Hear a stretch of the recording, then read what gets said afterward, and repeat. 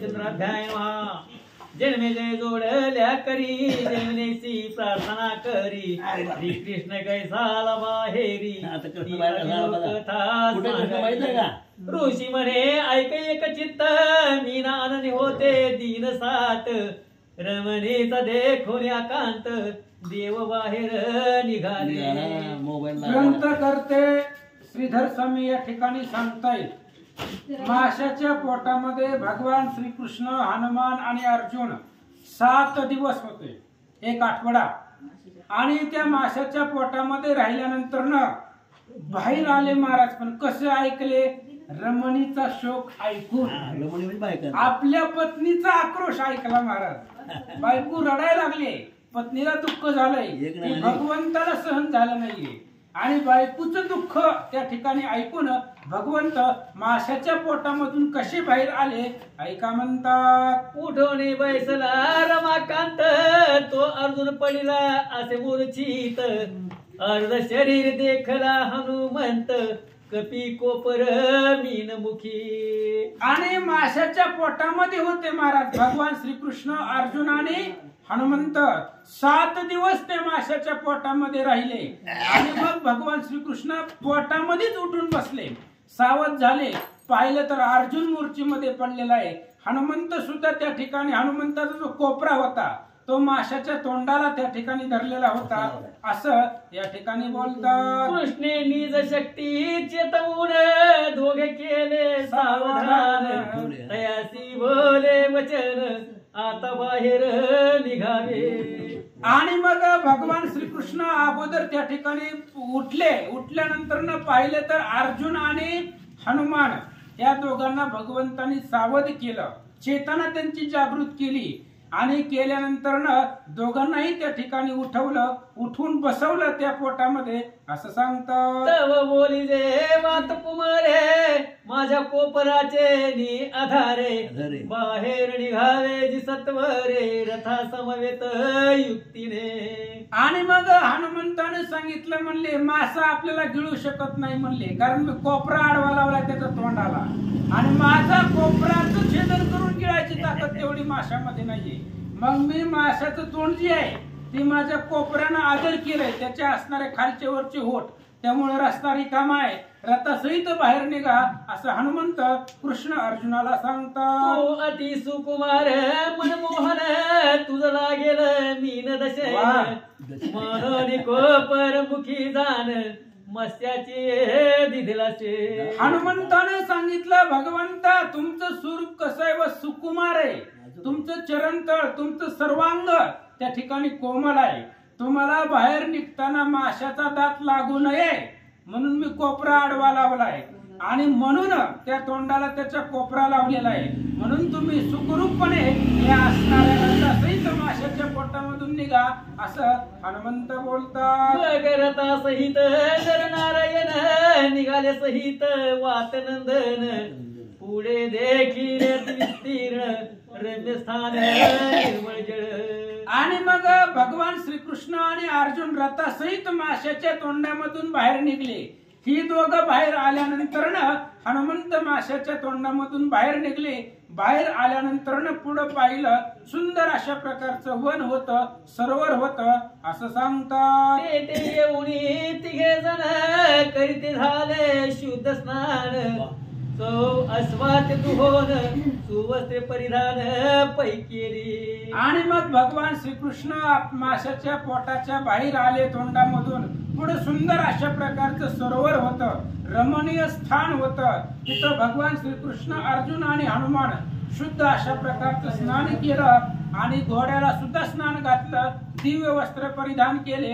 असं सांगतात. किरीट कुंडले वनमाळा देवे घातले आपुल्या गळा आपाद सोडी वैजयंती माळा तिलक रेखिला केशरी. भगवान श्रीकृष्णाने सुंदर अशा प्रकारचं स्नान त्या सरोवरामध्ये केलं.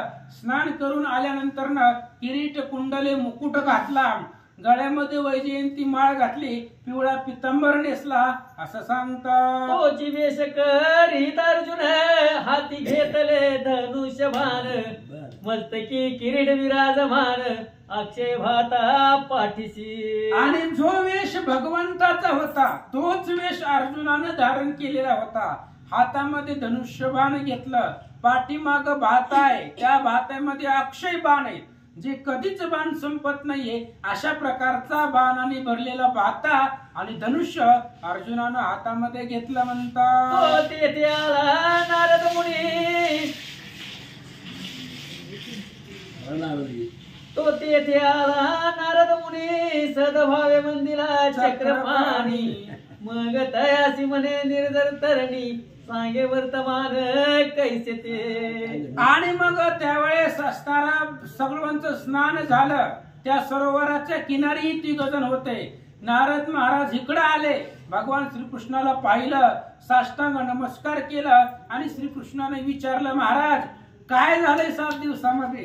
आम्ही तर माशाच्या पोटामध्ये होतो, पण बाहेर काय झालंय आम्हाला सांगा. भगवंत विचारतात, तू म्हणजे देखोनी प्राण संकट, म्या तोरे धरली द्वारकेची वाट. तेथे जाऊन या स्पष्ट बळदेवासी सांगितले. मग नारद महाराजांनी देवाला सांगायला सुरुवात केली. म्हणले, भगवंत काहीच नाही, तुम्ही माशाच्या पोटामध्ये गेलो. मग तुमचं काय झालंय सांगायला कोणीच शिल्लक नव्हतं. मी डायरेक्ट द्वारकेला गेलो आणि बळीरामाला सगळी कथा सांगितली, असं नारद महाराज बोलतात. तेने ऐकुनी वर्तमान सकळ झाले मूर्छायमान. अंतपुरीचे दुःख कथन सांगता उरी नसे देखा. आणि नारद महाराजांनी सांगितलं, देवा मी द्वारकेला गेलो, बळीराम दादाला आणि सर्व उपस्थितांना ही सगळी कथा सांगितली. ऐकून सगळे त्या ठिकाणी चक्कर येऊन पडले, मूर्छित पडले. आणि तुमच्या अंतपुरामध्ये म्हणजे तुमच्या पत्नीनं जो शोक केला त्या शोकाचं वर्णन मला करता येत नाही, असं श्रीधर स्वामी सांगतात. मग उद्धवे संबोधिले सर्व ते, वेगी पाचारिले गरुडाते. त्यावरी भैसोनी परिवाराते, वेग आलो सिंधू तीरा. आणि मग काय झालं म्हणले, उद्धवानं सर्वांचं संबोधना केली, सर्वांना सांगितलं, रडू नका म्हणले, तो भगवंत आहे, तो भगवंताला मरणच नाही, कशासाठी रडताय. समजूत काढल्यानंतर ना बळीरामानं गरुडाचं स्मरण केलं. गरुड महाराज तिथं आले, गरुडाच्या पाठीवरती बसले, समुद्राच्या किनाऱ्याला आले, असं सांगतात. देखून तव पतन स्थळ, स्त्रियाने मांडीला कोलहल. ते सांगता दुःख कल्हळ, माझ्या नैनी उचबळती. आणि मग नारदांनी सांगितलं, देवा तुम्ही ज्या समुद्रामध्ये तो मासा होता आणि ज्या माशाच्या पोटामध्ये तुम्ही गेलात, ती जागा मी दाखवली त्या स्त्रियांना, तुमच्या पत्नीला. जागा बघितल्यावर ते खूप रडू लागल्या आणि ती मला माझ्या डोळ्यानं बघवलं नाही, असं नारद महाराज बोलतात. मग राम्या रमिले संग्रमासी, दैत्यबाने उडविल त्यासी. तो गरुड उठवला वेगेसी, तोही शरीराग्नीने जाळीला. नारद महाराज पुढे सांगू लागले, मग बळीरामाला राग आला भयंकर आणि बळीराम दादांना त्या दुदुंबीला युद्धासाठी बोलवलं. दुदुंबीचं आणि बळीराम दादाचं भयंकर युद्ध झालं. बळीरामाला दुदुंबीनं आकाशामध्ये उडवलं, लांब नेऊन टाकलं. गरुडानं पाहिलं, गरुड युद्धाला आला, असं सांगतात. मग धावून गेलो कैलासा, धावण्या आदिले महेशा. तोही वश झाला दैत्याशा, जाणून सत्य लोका मग गेलो. मग भगवंत काही सांगायचं, त्या दुदुंबीनं बळीरामाला त्या ठिकाणी कुठं उडवलं तपास लागला नाही. गरुडाचं सुद्धा त्या ठिकाणी शरीराचं छिन्न भिन्न केलं. मग मी डायरेक्ट कैलासाला गेलो महादेवापाशी आणि महादेवाला विनंती करून इथं आणलं. महादेव सुद्धा त्या दुदुंबीला वश झाले. असं बघितल्यावर मी ब्रह्मदेवाकडे गेलो. धावण्या आणले चतुरानना, तेने बोधिला दैत्यराना. पाया पडून दिले जाना, त्रिशूळ पाशुपत शिवाचे. आणि त्या दुदुंबीनं महादेवाला सुद्धा जिंकलं होतं महाराज. त्याचं पाशुपत नावाचं अस्त्र, त्रिशूळ सगळं दुदुंबीनं घेतलं होतं. मग मी ब्रह्मदेवाकडे गेलो, ज्याला पितामह म्हणतात, आणि ब्रह्मदेव इथं आले. ब्रह्मदेवानं त्या दुदुंबीचं सांभाळ सांगितलं त्याला. ब्रह्मयाने सृष्टी निर्मिली जैसी, आपण संरक्षावी तैसी. करी जाता अनारिसी शिष्टाचारासी मिळेना असं सांगितलं त्या दुदुंबीला. मग दुदुंबीनं महादेवाचं पाशुपत अस्त्र त्रिशूळ सगळं माघारी दिलं म्हणतं. दोघांचे करून समाधान मग समुद्र तीरा गेलो धावून. कांता जळी देत होत्या प्राण त्याम्या जाऊन निवारिल्या. आणि या दोघांचं समाधान केलं. नारद महाराजांनी असणाऱ्या ब्रह्मदेवानं दुदुंबीचं आणि महादेवाचं समाधान केलं. मी परत समुद्राच्या तीराला गेलो तर तुमच्या ज्या पत्न्या होत्या 16,108 त्या समुद्रामध्ये जीव द्यायला चालल्या होत्या. मी त्यांना आवरलं असं नारद महाराज बोलतात. तू म्हणजे घ्यावया जिवंत मान येत होतो मी धावून. तो येते झाले तुमचे दर्शन झाला पुनर्जन्म तिघाचे. आणि मग नारद महाराजांनी सांगितलं सगळ्यांचं शांतवन केल्यावर मग मी आता तुम्ही कुठं गेले तुमचा शोध घेत घेत घेत मी येत होतो आणि इथं तुमचं दर्शन झालं. तुमच्या तिघाचा पुनर्जन्म झालाय. अशा प्रकारे नारद महाराज बोलतात. धन्य धन्य आजीचा दिवस पुन्हा दृष्टी पाहिल तिघाच. बहुत वर्ष झाली तुम्हाच परी ऐसे नाही घडले की. आणि मग त्यावेळेस नारद महाराजांनी सांगितलं आमचं नशीब चांगलं आहे म्हणले. धन्य आजचा दिवस आहे. तुमच्या सारख्याच दर्शन झालं. अहो तीन आहेत ते. महादेवाचा अवतार म्हणजे हनुमान आहे. श्री विष्णूचा अवतार म्हणजे कृष्ण आहे आणि नारायणाचा अवतार म्हणजेच त्या ठिकाणी असणारा अर्जुन आहे. तिघ जण आहेत. तुमचं मला दर्शन झालं. आजचा दिवस धन्य आहे. नारद महाराज बोलतात. हा सुनी बोले रमा रमान बहुत श्रम झाले तुम्हाला गुण. मज जाणता सता पूर्ण व्रता काका मिली कष्टविल्या. भगवंताने नारदाला सांगितलं महाराज एवढी पळायची काय गरज होती का. तुम्ही माझा पुरुषार्थ माहिती होता ना तुम्हाला. मला काहीच होत नाही ही तुम्हाला माहिती होतं ना. मग एवढं द्वारक्याला जायचं कैलासाला जायचं सत्य लोकाला जायचं कशाला एवढा उठा ठेवा केला म्हणले. याच्यामध्ये तुम्हालाच त्रास झालाय असं भगवंत नारदाला बोलतात. आता दावावे ते स्थान जे ते पडिला संकर्षण. बरे म्हणून या चौघे जण आकाश मार्गी चालिले. आणि मग कृष्णाने विचारलं जाऊ दे म्हणले आता झालंय ती झालंय म्हणले. पण माझा असणारा बंधुराज बळीराम दादा जिथं पडलाय ती ठिकाण दाखवा म्हणले मला. असं म्हटल्याबरोबर नारद हनुमान अर्जुन आणि कृष्ण चौघजण आकाश मार्गाने निघाले. मग देव चालिले समुद्र तीरा जेते विलाप करीत होत्या सुंदरा. तो दुरून देखता यदुवीरा जीव परतले सर्वाचे. आणि मग त्या असणाऱ्या समुद्राच्या किनाऱ्यावरती भगवंताच्या ज्या पत्नी होत्या त्या शोक करत होत्या. आणि भगवान श्रीकृष्णाला येताना पाहिलं सर्वांचा जीव प्राण परतला की काय अशी अवस्था झाली म्हणतात. तो देखील बलभद्र दोघाशी झाला आनंद समुद्र. तो पुढे देखील पक्षींद्र तोही कृपा दृष्टी वाचविला. आणि मग सर्वांची भेट श्रीकृष्णाने घेतली. सर्वांना आनंद झाला. पुढे बळीराम दादाला पाहिलं. बळीराम दादालाही उठवलं भेटवले समाधान वाटलं. पुढे पक्षीराज असणारा गरुड त्या गरुडालाही पाहिलं आणि भगवान श्रीकृष्णानं कृपा दृष्टीनं गरुडालाही उठवलं असं सांगतात. जो महानुवीर हे कमळवन रात्री होय जैसे म्लान संपूर्ण. तेची प्रांत काळी विकास झाण तैसे झाले सकाळाशी. सगळ्यांना तसं झालं महाराज. नेमकं कसं झालं. कमळाचं फुल असावं वन असावं आणि कमळाचं जी वन आहे ती रात्री सुकत तशी सगळ्यांची चेहरा सुकली होती आणि दिवस उजळल्यानंतर ना ते कमळ प्रफुल्लित होतं.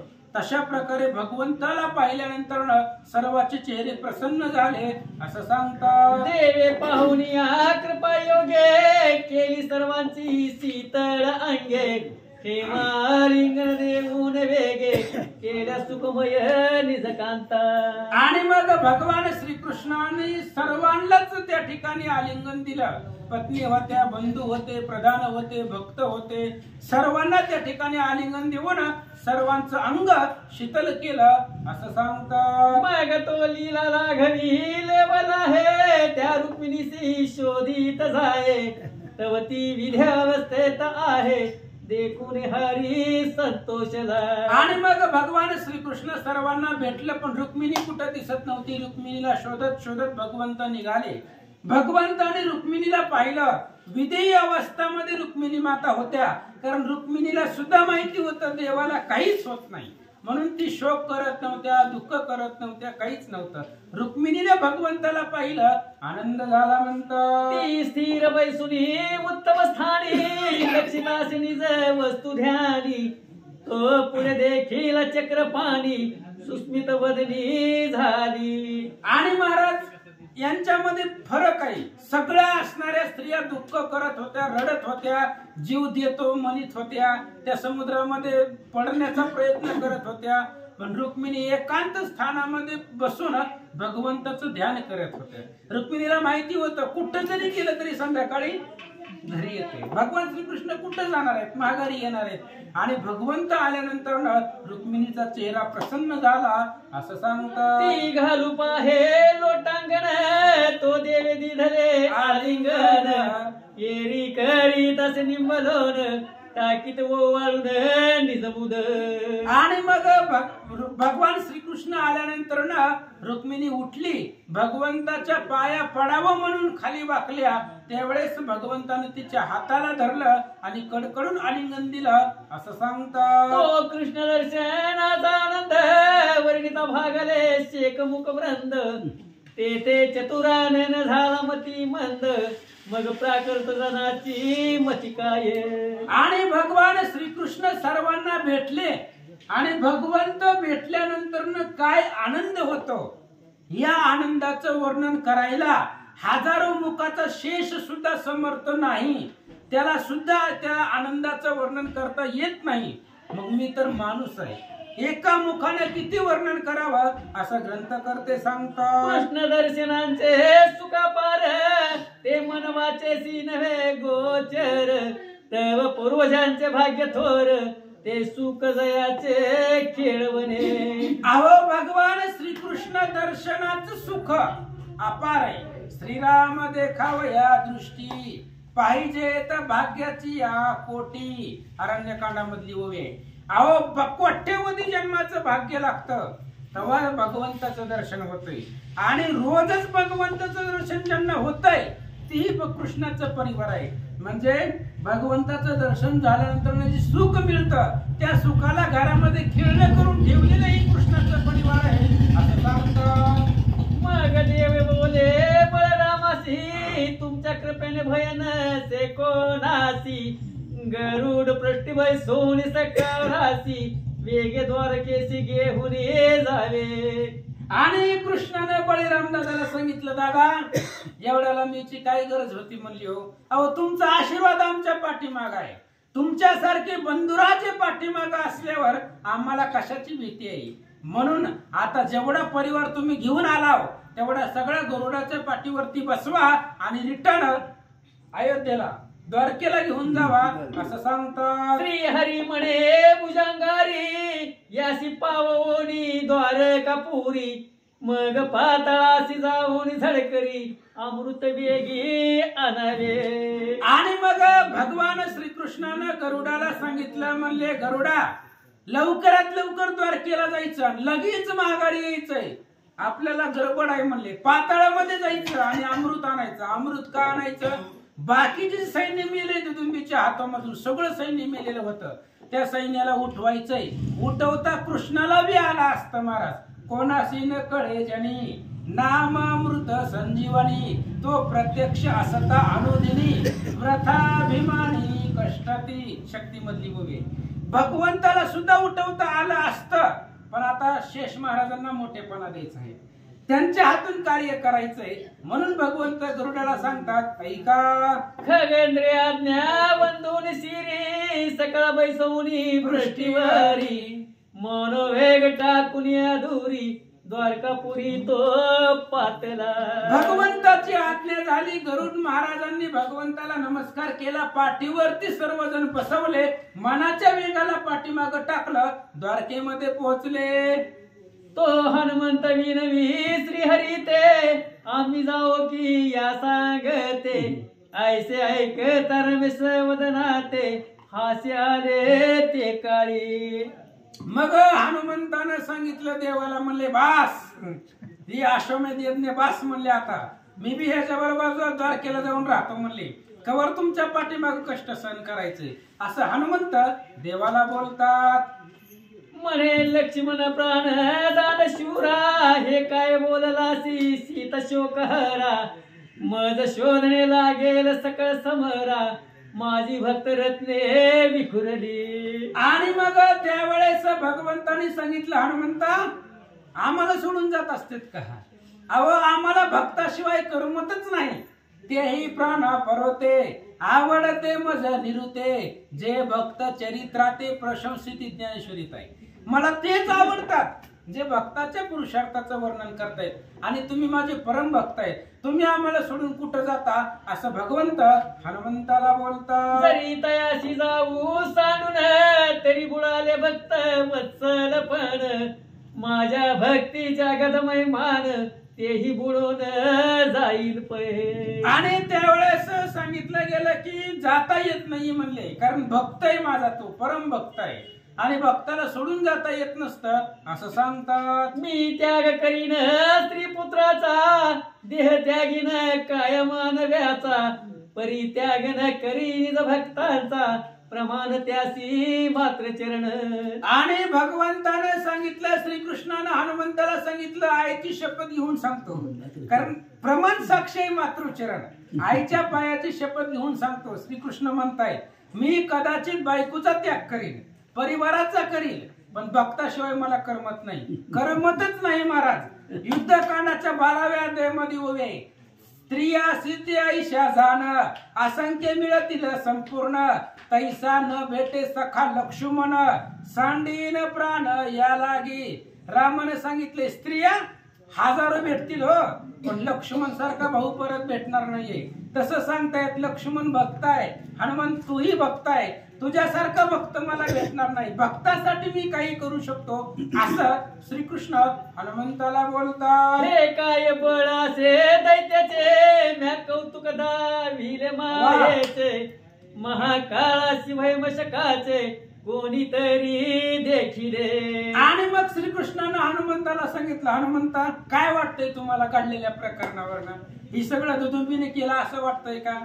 अरे दैत्याची ताकद काय आहे माझ्या पुढं, मी उगं थोडस दाखवलं म्हणजे आम्ही गेल्यावर आमच्या पाठीमागं कोण कोण रडतंय मला बघायचं होतं. आपल्याला बघता येत नाही महाराज, पण देवाला बघता येते. माझ्या पाठीमागं नेमकं काय होतंय हे मला बघायचं होतं, म्हणून मी हे सगळं विंदान दाखवलंय. नाहीतर एखाद्या महाकाळाचं उंदराचं बाई महाकाळाला काय असणार आहे, तसं माझ्या पुढे दुदुंबी काहीच नाहीये, पण मी तात्पुरतं छोटस मायेचं विंदान दाखवलंय. भगवंत बोलता, मग पार्थाशी वदेतो दया मुनिधी, तू पृष्ठीशी तू नीर बांधी, भय पाहू नको रे त्रिशुद्धी, रक्षिता तुझला मी आहे. कृष्णाने सांगितलं, अर्जुना उठ म्हणले, आता उठ घेई धनुष्यबाण, पासी काय माझं विरण, तू माझे स्वरूप ओळखून होई निमग्न मन मज माझी. पांडव प्रतापातली ओळी कृष्ण शिष्टायच्या वेळेस,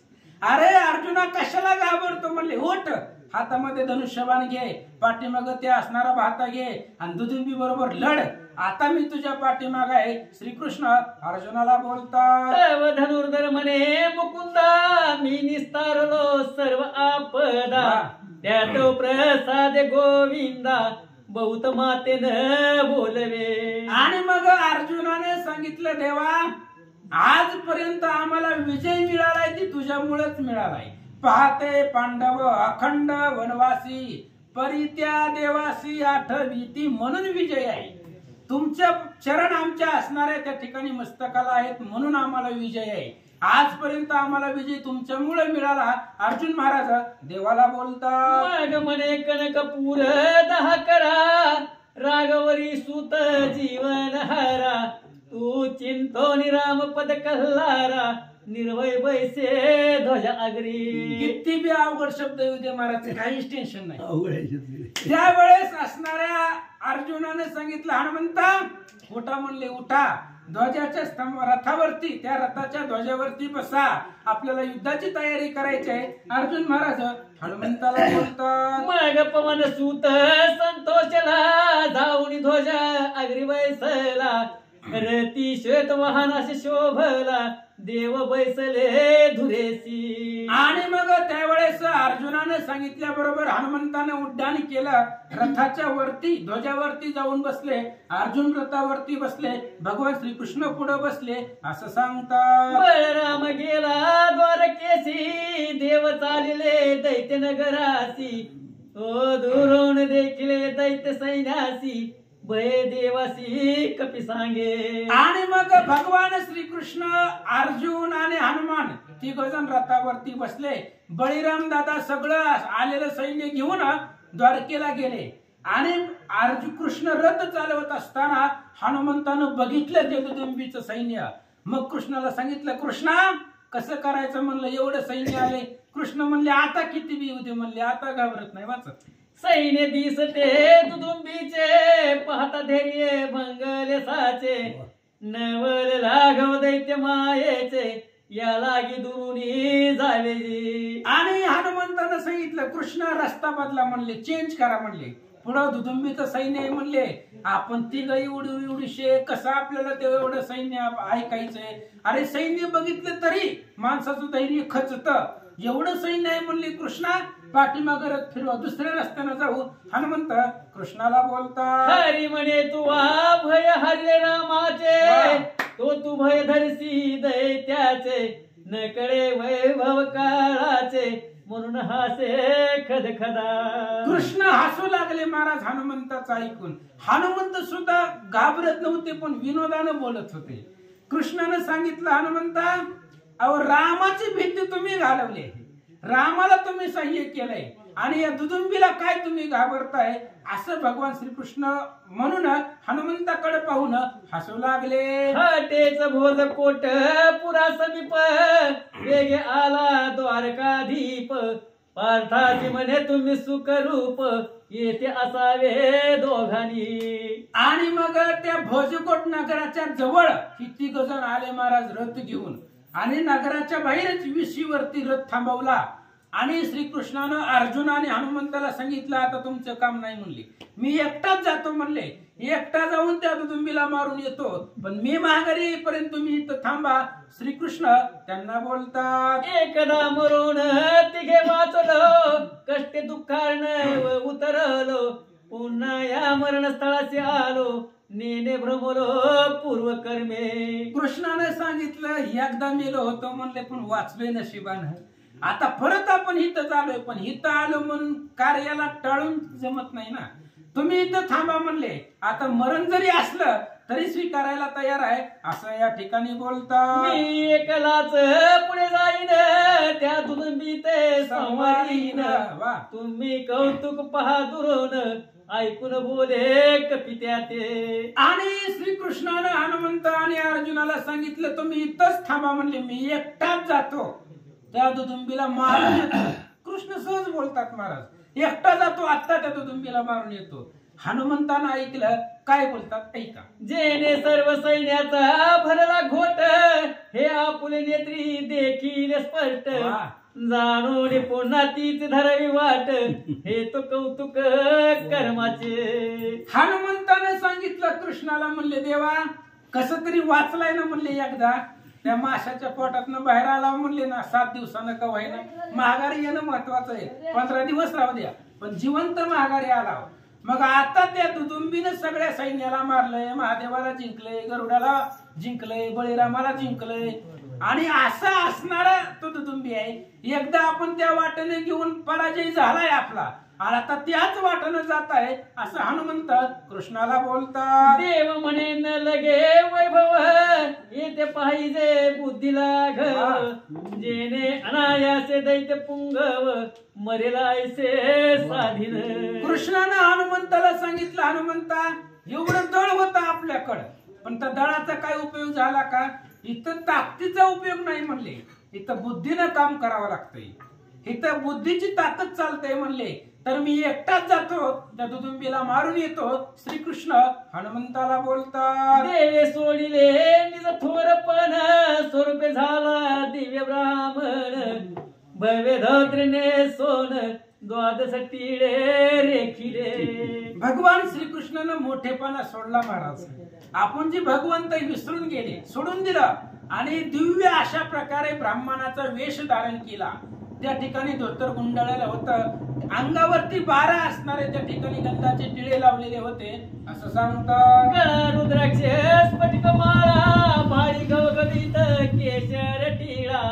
पादुका शोभती चरण कमळा, पीत पटोल प्रावरण. आणि भगवंतानं दिव्य अशा प्रकारे ब्राह्मणाचा वेश धारण केला महाराज.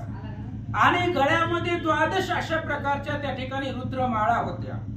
कमरेवरती त्या ठिकाणी शुभ्र अशा प्रकारचं धोतर होतं. पायामध्ये प्रत्येक ठिकाणी अंगावरती गंधाचे त्या ठिकाणी गंध लावलेले होते. गळ्यामध्ये माळा होत्या. अशा प्रकारचं दिव्य ब्राह्मणाचं स्वरूप भगवान श्रीकृष्णानं धारण केलं म्हणतात. अनामिकी शोभली दर्प पवित्रे, गळा उत्तरी शोभी नाम मंत्रे.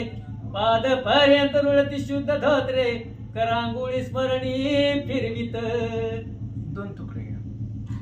अनामिकी शोभली दर्भ पवित्रे, गळा उत्तरी शोभे नाम मंत्रे. आणि मग ब्राह्मणाचं वेश धारण केला. आता ब्राह्मणाचं वेश धारण केला म्हणजे कसं करायचं? 5 बोट असतात हाताला, त्या मधल्या बोटाला अनामिका म्हणतायत. आणि त्या अनामिकामध्ये त्या ठिकाणी करंगळीमध्ये त्या असणाऱ्या मधल्या बोटामध्ये अंगठी होती दर्भाची, सुंदर अशा प्रकारची होती. आणि गळ्यामध्ये जी माळा होत्या त्या पायापर्यंत त्या ठिकाणी शोभिवंत रुळत होत्या. असं सांगतात, पाद पर्यंत रुळती शुद्ध धोत्रे, करंगुळी स्मरणी फिरवीत. आणि करंगळीमध्ये त्या ठिकाणी असणारा भगवान परमात्मा फिरवत होता. आणि जी काही धोत्र होती, धोतर असं घालायचं महाराज, त्या धोत्रामध्ये पायही झाकून जात आहे. पाय सुद्धा झाकून घेतले भगवंतानी. पायापर्यंत असणारं धोतर उडत होतं. असं सांगतात, करी कनक झारी शोभली, तीवर ठेवली कनक थाली. आणि मग हातामध्ये त्या ठिकाणी सोन्याची झारी घेतलेली होती भगवंतानं. उपयोगाला येणार आहे पुढं. भगवंताने वेश घेतलाय म्हणजे काहीतरी कारण आहे. हातामध्ये सोन्याची झारी घेतली. पुढं वामन रूपे मूर्ती सावळी, चालली भेटी दैत्याची. आणि वामनाचा जसा वेश भगवंतानं ब्राह्मणाचा जसं धारण केलेला होता, बळीचा द्वारपाळ, तशा पद्धतीचा वेश धारण केला. आणि दैत्य दुदुंबीच्या भेटीला भगवंत निघाले. असं सांगतात, दैत्याधिपती तो दुदुंबी, विजयश्रीच्या वाज तिरण दुदुंबी. तये विजयश्रीचा हर्ष नबी, न मायेसे तेव्हा ते. आणि दुदुंबीकडे महाराज कालपासून रोज गावामध्ये आनंद साजरा करत होते. दुदुंबी वाजत होत्या. विजय मिळाला होता दुदुंबीला. आता शत्रू पक्षामधलं कुणीच राहिलं नव्हतं. हा आनंद उत्सव दुदुंबी गावामध्ये साजरा करत होता. असं सांगतात, छत्रध्वज पताका शोभती, धवल चामरे वरी उडती. नाना वाद्य वाजती, भाट गरजती दोन्ही भागी. आणि मग दुदुंबीच्या नगरामध्ये दुदुंबी रथावरती बसलेले ध्वज आहे, छत्र आहे, चामर आहेत. दोन्ही बाजूकडून सेवक आहेत. सेवक त्या ठिकाणी आनंद उत्सव साजरा करतायत. दुदुंबी वाजवतायत. आणि अशा असणाऱ्या थाटामध्ये दुदुंबी नगरामध्ये निघाला होता. त्यासी देत अनंत उचित, मनी आनंदाला आसे बहुत. वस्त्राभरणी वीर समस्त, गौरवीत असे निज हस्ते. आणि दुदुंबीला आनंद झाला होता महाराज. विजय मिळवला होता. आणि विजय मिळवल्यानंतर जे जे आपल्याला सहाय्य होते, सेवक प्रधान, त्यांना दुदुंबी त्यांचा गौरव करून त्यांना वस्त्र अलंकार अर्पण करत होता. असं सांगतात, ऐसा आनंदे जाता सता, विप्र देखे तो अवचिता. रता खाली उतरून या माथा, ठेविला चरणी द्विजाचे. आणि दुदुंबी अशा थाटामाटामध्ये गावाकडे जात होता महाराज नगरामध्ये. अचानक ह्या ब्राह्मणाला पाहिलं. कोणी? दुदुंबीला. कृष्णरूपी ब्राह्मणाला पाहिलं. दिव्य अशा प्रकारचा ब्राह्मण होता. दुदुंबी रथाच्या खाली उतरला आणि त्या ब्राह्मणाला नमस्कार केला. उर्धव करोनी कर्णलीन, मन तुझ्या सो पूर्ण कल्याण. विजय श्रेचा हर्ष देखोन, आलो तुझला पाहवया. दुदुंबीनं भगवान त्या ब्राह्मणाच्या पाया पडल्यानंतर ना ब्राह्मणानं हात वर केला. म्हणजे स्वस्ती असो तुझं लागी, कल्याण असो सर्वांगी, सर्वदा विजयी जगी. पुढे मला आठवण बरं असू द्या. आणि अशा प्रकारे त्या ठिकाणी सर्वांगाचं तुझं कल्याण व्हावं अशा प्रकारचा आशीर्वाद दिला आणि सांगितलं तुम्हाला विजय मिळालाय म्हणून आम्ही विजयाचा गजर ऐकून आम्ही इथं आलो असं तो ब्राह्मण दुदुंबीला बोलू लागला. दुदुंबी म्हणे जी स्वामी कोठून आला तुम्ही, तुमच्या दर्शन मात्र आम्ही कृतार्थ झालो सर्वथा. आणि मग दुदुंबीने विचारले म्हणले महाराज ह्या गावचं दिसत नाहीत म्हणले, तुम्ही कुठून आलाय, कुठलं गाव तुमचं, तालुका जिल्हा कुठला आहे म्हणले, कुठून तुमचं इथं आगमन झालंय, कोणत्या कार्यासाठी आलात असं दुदुंबी ब्राह्मणाला विचारू लागला. ते जे केवळ अपर सूर्य अभंग तुमचे ब्रह्मचार्य, कोणते म्हणून धरण कार्य आलेत स्वामी या ठाया. आणि दुदुंबीने सांगितलं कोट्यवधी सूर्याचं तेज तुमच्या चेहऱ्यावरती झळकतंय, ब्रह्मचर्य व्रतामध्ये तुम्ही श्रेष्ठ आहे, 16,000 आहेत घरी, आणि अशा प्रकारचे तुम्ही शोभिवंत दिसताय, सूर्याच्या तेजासारखं तेजस्वी दिसताय, कोणत्या कामासाठी तुम्ही इथं आलात असं दुदुंबी श्रीकृष्णाला ब्राह्मणाला विचारू लागला. तेज म्हणे राया परेसी, माझे कुटुंब असे द्वारकेसी, व्रत बंद करणे आहे पुत्रासी, म्हणून देशवरा निघालो. आणि मग त्या ब्राह्मणानं सांगितलं म्हणले मी द्वारकेमध्ये राहतोय, माझं कुटुंब द्वारकेमध्ये राहतंय, लेकरं लहान लहान आहेत, लेकराचं बारसं घालायचं होतं पण पैसे नव्हतं म्हणून देशामध्ये देशांतराला चाललो होतो, कुणी काय देतय का असं श्रीकृष्ण रूपी ब्राह्मण दुदुंबीला बोलतात. तो धर्माचा अश्वमेध ऐकला, मी जात होतो धर्मनगराला, तो तुम्ही तयाचा सैन्य भंग केला, राजे मारिले पृथ्वीचे. त्या ब्राह्मणानं दुदुंबीला सांगितलं म्हणले राजा माझ्या पोरासाठी मला पैसा पाहिजे होता म्हणून मी देशांतराला जात असताना मी ऐकलं होतं की धर्मराजानं अश्वमेध यज्ञ केलाय म्हणून मी धर्माकडे चाललो होतो तिकडं हस्तिनापुराला, पण परत दुसरी बातमी ऐकली की तुम्ही त्या पांडव सैन्याचा संवार केलाय, परत तो रस्ता कॅन्सल केला, तुमच्याकडे आलो असं ब्राह्मण सांगू लागला. आणि कृष्ण अर्जुन निमाले दाते कोणी नसते उरले, आमचे कर्म भोग फळ आले, ऐसे झाले प्रारब्धे. यालाच म्हणायचं चतुरा तो शिरोमणी. भगवंताने सांगितलं आम्ही परत बी असं ऐकलंय की तुम्हीच त्या कृष्ण आणि अर्जुनाला मारलंय म्हण, त्या समाशाच्या पोटामध्ये राहता सहित टाकलंय, ते मेले, आता मग आम्ही जायचं कुणाकडं म्हणून तुमच्याकडे आलो असं ब्राह्मण दुदुंबीला बोलू लागला. तरी तुझ सारी का शूर नाही तुझ ऐसा उधार, सकळ पांचा अलंकार म्हणून याचक मी आलो. आणि मग त्यावेळेस सांगितलं त्या ब्राह्मणानं म्हणले तुझ्यासारखा दानशूर जगामध्ये नाही म्हणले, श्रेष्ठ आहे तू, दाता आहे आणि तू काहीतरी आम्हाला देशील, पैसा अडका पोराचं त्या ठिकाणी मौजी बंधन त्या व्रतबंधन करायला म्हणून मी इथं आलोय असं तो ब्राह्मण बोलू लागला. दैत्य राज म्हणे द्विजपती काय मागणे जे आसे चित्ती, ते कृपा करून मज प्रती सांगा स्वामी देईन.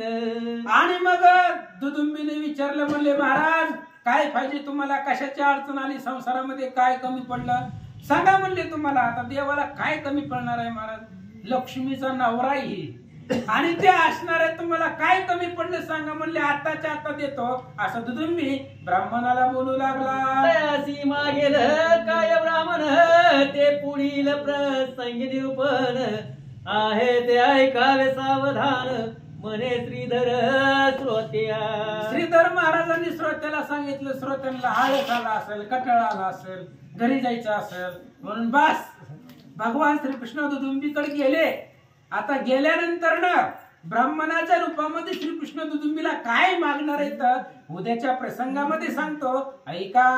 इथे श्री धर्माश्वमेध पुराणांतर कथा अनुवाद दुदंबी आख्यान अगाध 20 अध्याय गोडा कुंडली श्री ज्ञानदेव तुकाराम प्रभू श्री रामचंद्र भगवान की जय.